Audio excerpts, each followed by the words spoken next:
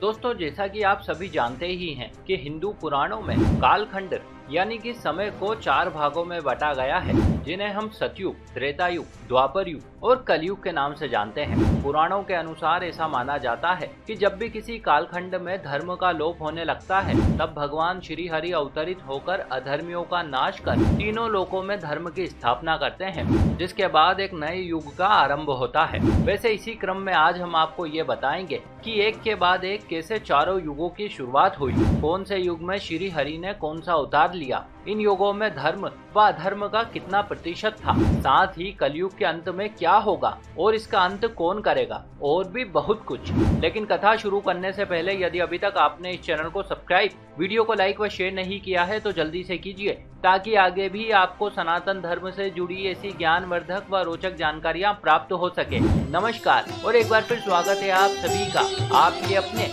Video कलेश YouTube channel पर। दोस्तों, वैसे तो हिंदू धर्म शास्त्रों के अनुसार सृष्टि के आरंभ में सबसे पहला कालखंड यानी कि युग सतयुग था। सतयुग की काल अवधि 4800 दिव्य वर्ष अर्थात 17,28,000 वर्ष थी। ऐसा माना जाता है कि इस युग में मनुष्यों की आयु करीब 1 लाख वर्ष होती थी। साथ ही साथ उनकी लंबाई भी आज के मनुष्यों की तुलना में काफी अधिक रहती थी। इस युग में पाप की मात्रा 0 विश्वा अर्थात 0% थी, जबकि पुण्य की मात्रा 20 विश्वा यानी कि 100% थी। लेकिन फिर भी इस युग में श्री हरि ने मत्स्य, कूर्म, वराह व नरसिंह अवतार लिए। अब भला ऐसा क्यों? दरअसल इसकी मुख्य वजह यह थी कि जब परमपिता ने इस सृष्टि का निर्माण किया, तब उन्होंने देव, मनुष्य, नाग व गंधर्व इत्यादि के साथ साथ दैत्यों की भी उत्पत्ति की, ताकि किसी प्रकार से सृष्टि का संतुलन बना रहे। बस इसी संतुलन को बनाए रखने के लिए सतयुग में श्री हरि ने शंखासुर, हिरण्याक्ष व हिरण्यकश्यपु का वध करने के लिए विभिन्न रूपों में अवतार लिए। और इस प्रकार से दोस्तों, सतयुग की समाप्ति के बाद त्रेता युग आया। इस युग में श्री हरि ने वामन और श्री राम के रूप में पूर्ण अवतार लिए, जबकि परशुराम के रूप में उन्होंने अंशा अवतार लिया।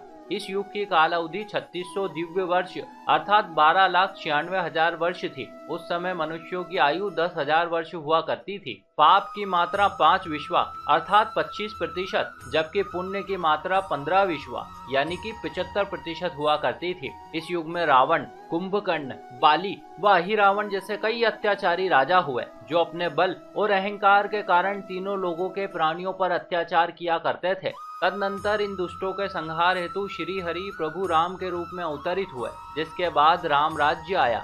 उनके राज्य में सारी प्रजा शांति पूर्वक रहने लगी। लेकिन जैसे ही श्री राम ने देह त्यागी, वैसे ही द्वापर युग आरंभ हो गया।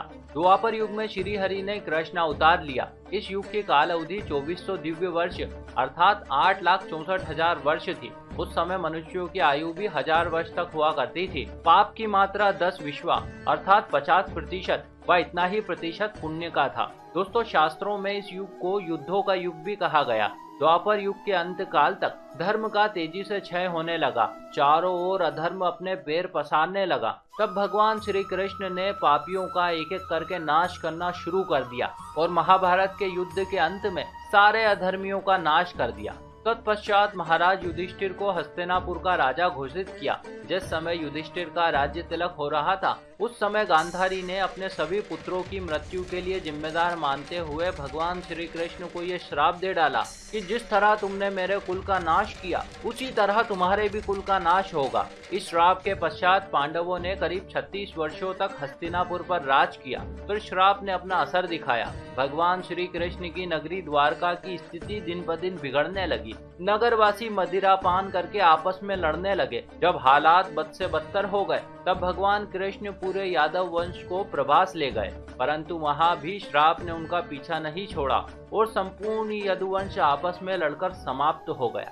और ऐसे ही एक दिन दोस्तों, जब भगवान कृष्ण एक वृक्ष के नीचे विश्राम कर रहे थे, उसी समय एक बहेलिये ने भूलवश कृष्ण पर निशाना साध दिया। अब चूंकि भगवान मृत्यु लोक में थे, तो एक न एक दिन उन्हें इस मानवीय काया का त्याग तो करना ही था। बस उसी दिन वे अपनी देह त्याग बैकुंठ धाम चले गए। उधर जब इस बात की सूचना युधिष्ठिर को मिली, तो उन्हें समझ आ गया कि अब द्वापर युग समाप्ति की ओर बढ़ रहा है और जल्द ही कलयुग प्रारंभ हो जाएगा। बस इसी बात को ध्यान में रखते हुए महाराज युधिष्ठिर ने हस्तिनापुर का राजपाट परीक्षित को सौंप दिया और अपने भाइयों व द्रौपदी सहित हिमालय की ओर निकल पड़े। उनके ऐसा करते ही कलयुग ने अपना प्रभाव दिखाना शुरू कर दिया। और इस प्रकार से दोस्तों, जैसे जैसे समय बीतता जा रहा है वैसे वैसे कलयुग का प्रभाव बढ़ता ही जा रहा है। इस युग में पाप की मात्रा 15 विश्वा अर्थात 75% है, जबकि पुण्य की मात्रा केवल 5 विश्वा यानी कि 25% ही रह गई है। चलिए अब हम आपको बताते हैं कि जब कलयुग अपने चरम पर पहुंचेगा तब क्या होगा। ब्रह्म पुराण के अनुसार कलयुग के अंत में मनुष्य की आयु महज 12 वर्ष ही रह जाएगी। इस दौरान लोगों में द्वेष व दुर्भावना बढ़ेगी। धीरे धीरे करके नदियां सूखती जाएगी। धरती पर बेईमानी और अन्याय से धन कमाने वालों की संख्या बढ़ेगी। धन के लोभ में मनुष्य एक दूसरे की हत्या करेंगे। धर्म का लोप होगा।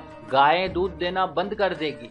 मानवता समाप्त हो जाएगी। लड़कियां बिल्कुल भी सुरक्षित नहीं रहेगी। उनका अपने ही घरों में शोषण होगा। अपने ही घर के लोग उनके साथ व्यभिचार करेंगे। तभी रिश्ते नष्ट हो जाएंगे। आतंक अपनी चरम सीमा पर होगा। कहते हैं जब विकट कलयुग की स्थिति होगी तब श्री हरि कल्कि के रूप में अवतरित होकर पृथ्वी पर से समस्त अधर्मियों का नाश कर देंगे और एक बार फिर से सतयुग आरंभ होगा। लोग प्रेम और सद्भावना से रहेंगे। धर्म का 100% बोलबाला होगा। चारों ओर सुख शांति और समृद्धि होगी। कोई भी गरीब और दुखी नहीं रहेगा। तो दोस्तों, ये थी जानकारी युगों के परिवर्तन व कलयुग के अंत की। आशा करते हैं आपको हमारा प्रस्तुतिकरण व प्रयास जरूर अच्छा लगा होगा। आपने हमें इतने प्रेम से सुना, इस सब के लिए आपका बहुत बहुत आभार।